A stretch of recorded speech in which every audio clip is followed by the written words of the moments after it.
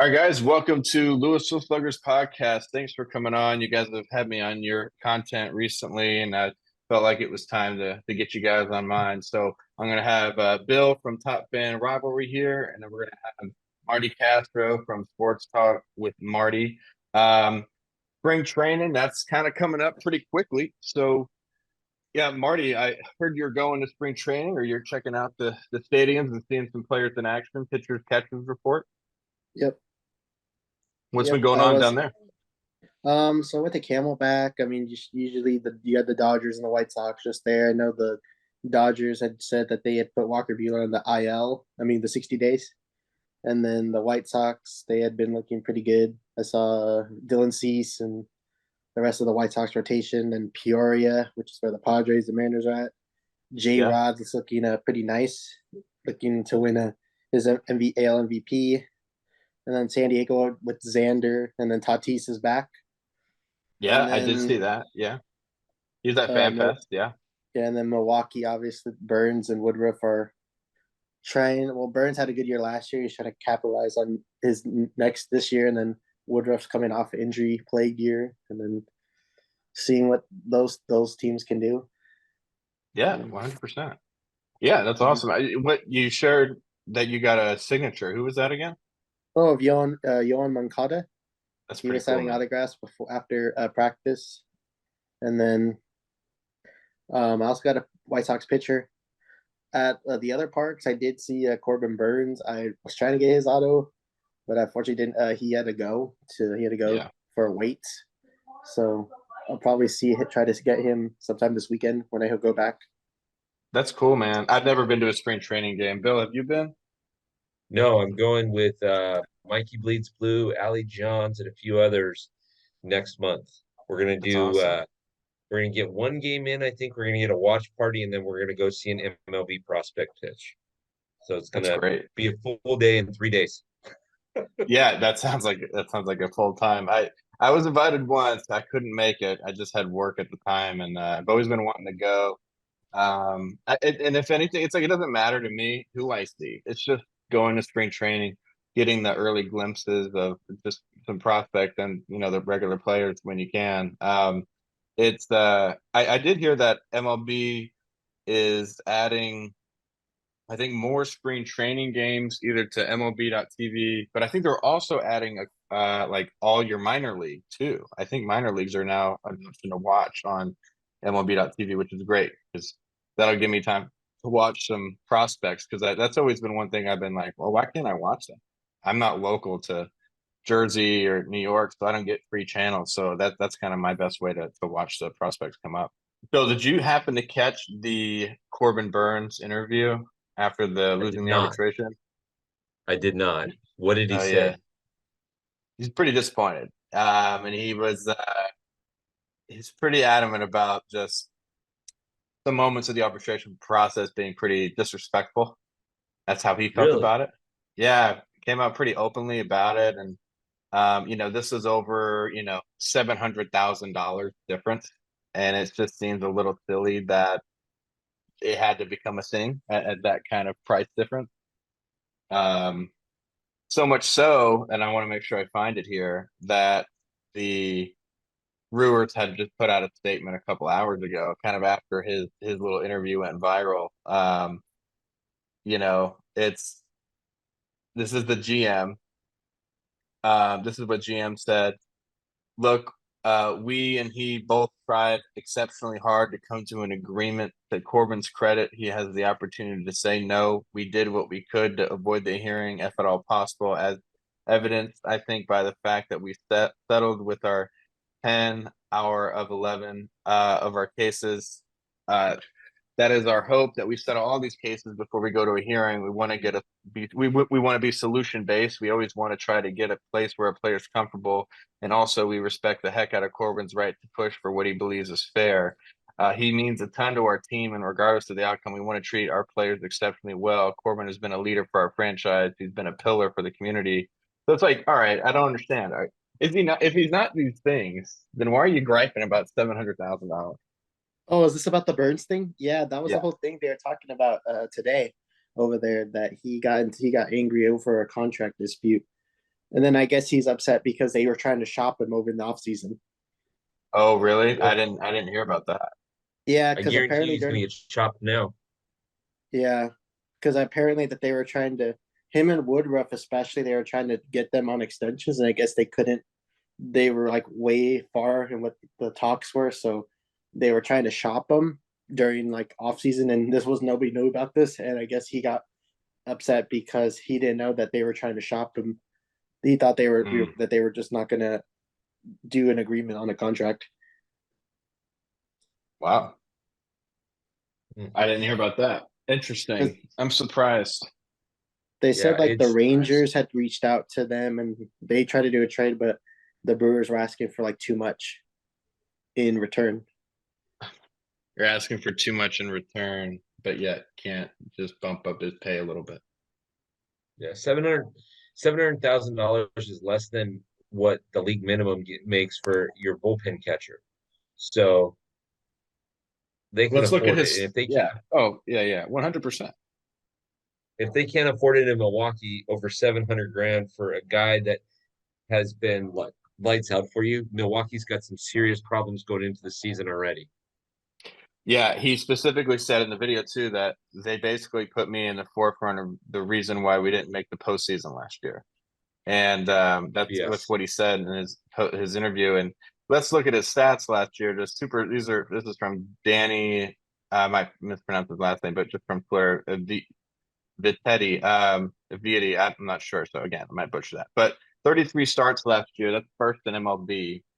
243 Ks. That was first in the National League. 2.94 ERA. All star. Yeah. Yeah. I mean, pretty good to me. Pretty good to me. And he also had But his first 200 inning season. yeah, I mean, here's what it was. He wanted 10.75, and they won theirs at 10. 10.01. Mhm. Seems a little silly. The GM also said this: the arbitration process always presents uncomfortable situations for both the club and a player involved. Um, I'd like to reiterate that we view Corbin as one of the leaders of our franchise. We value him as an elite talent. Um, it's look at the same time, right? Like that's part of it. Like you may not win them all. You may not meet in the middle. So then you go to those arb cases and you might win. And but all I've ever heard are stories of arbitration cases where players lost and just how miserable the situation is, and it's they just talk crap about you the whole time. Um, you know, Yankees had that one reliever for the longest time, Dylan Betances, go to our and like it just was really bad from what everybody heard, and where he wanted more, and he wanted to be treated like a closer because he did close for a while when they needed a closer. I think after they maybe traded people away, so yeah, you want to avoid it as much as possible. That was always the funny thing about last summer when Judge, they had just never reached that agreement. I was just laughing. I was like, it's really going to be a story for 3 months until it's just settled 2 hours before their hearing. I always thought that to be hilarious. And I'm one of those types of people where I don't believe in covering the same news every day until it's solved. I like to talk about different things. And sometimes new things don't come up. So I'm not going to make 50 episodes about a judge arbitration case. Um, Mhm. I love my TV news anchors and baseball hosts on stuff, but I need to hear something new. But I want to do something fun, guys.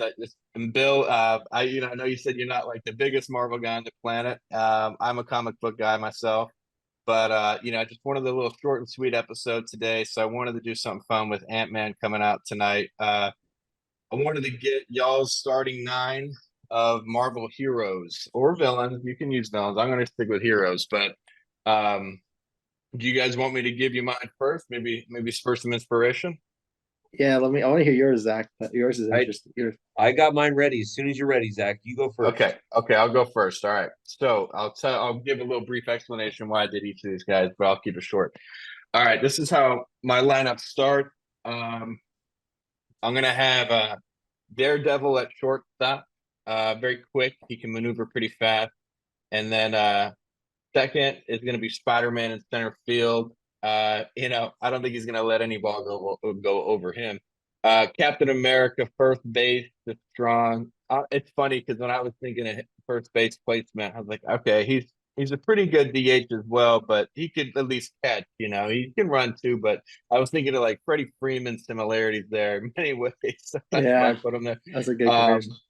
yeah, thanks. Yeah, my 4 spot cleanup is going to be Hulk DHing. Hopefully, just big bat, big moment. Second base, Iron Man. 6 is going to be Thor playing catcher. Mike Piazza similarity for me. He could swing it, but he has some weaknesses too. Not the fastest of the crew. Wolverine at third. Um, I got Mr. Fantastic in right field, stretchy arms. Not going to let anything go, even in any short porch, doesn't matter. Then I got Hawkeye in left field, shooting down whatever goes above his head, maybe. So that's what I got. And then my pitcher was uh, Doctor Strange. That's my pitcher. That's my starting pitcher. That's not a bad team. Thank you. I have backups. But that's my starting 9 right there. All right. Marty, you want So to? yeah, What I'll you do got, mine Marty? since I know Marvel. I would put Thor at starting pitcher. He would be my pitcher. All And right. then at first, I would have, well, outfield, I'll have Mr. Fantastic in right, Black Widow in left, center would be Spider Man. And then at short, obviously, I would probably put Daredevil. Iron Man would be first, Cap would be third, and then second base, I would put I'll put Ant-Man at second base, and then at catcher, I would put I'll put War Machine. That's good. That's a good backstop right there. Yeah. Bill, who you got? Batting first, Ant-Man playing center field. Batting second, Daredevil Love it. behind the dish. Batting third, Captain America playing first base because most of your power hitters come from certain positions, right? Captain America is going to crush. Batting fourth is your DH, the Incredible Hulk, right? Batting fifth and playing left field is Thor. Batting sixth and playing right field is Iron Man. Batting seventh and playing third base is Wolverine. Batting eighth and playing second base is Black Panther. And batting ninth and rolling the lineup over playing shortstop because he can grab everything. Spider-Man. Yeah, that was I was thinking Trey Turner, Spider-Man. Like Trey Turner kind of has that body shape that Spider-Man has. If I were to pick players, I could probably pick a handful. Or you Bryce could say Harper might be Thor for me. Or you could say Spider-Man's like Ricky Henderson. Oh yeah. Swiping those bags, literally. But nothing's going to get by him on either side. Spidey's going to catch up to it. So nothing's going Exactly. to get by Spider-Man. Now, I would say Doctor Strange is my pitcher, but man, I wish we would have done Marvel DC because I would have thrown in Batman in there and also Superman. And Well, that's my next one. That's my next one. Not on this call, but I'm gonna do another call. Okay. If you want to be on that one, I'll invite you to it because I want to Yeah, include. I want to do heroes on that one, and then I want to do a separate villain one, like maybe Batman's Rogues Gallery. Specifically, a villain lineup. Yeah. Yep. This is my. But Go ahead. can you imagine if you had Hulk, Spider-Man, Thor, and Superman all in the same lineup? I mean, it's pretty. That's if we were doing a draft, between 4 people, I think you would see more spacing out. And I think that would be kind of cool to see who, what team maybe would stack up, who would vote for that team. But yeah, I mean, my bullpen was looking a little gross because this is my bullpen. Captain Marvel, Scarlet Witch, Human Torch, Magneto, and the Thing. That's who I was kind of thinking about. And then my backup substitute players were Ant-Man, Black Panther, and Deadpool because I feel like those are all versatile guys. I would have Doctor Strange as my closer. Oh, Doctor Strange as your closer would be pretty good Not if bad. you're in the lead. That's pretty good. Well, hey guys, I wanted to keep this one short and sweet. I try not to drag episodes on too long. It just depends on what the subject's about. But I just want to thank you guys for hopping on. We only have so much time in our lives, times in our days. So thank you, and I hope you guys have You a bet. great Thursday evening. Have a nice You day, bet. Zach. Hey, take Have a care. good one, Zach. See you, buddy. Thanks. Bye. See you Bye. guys.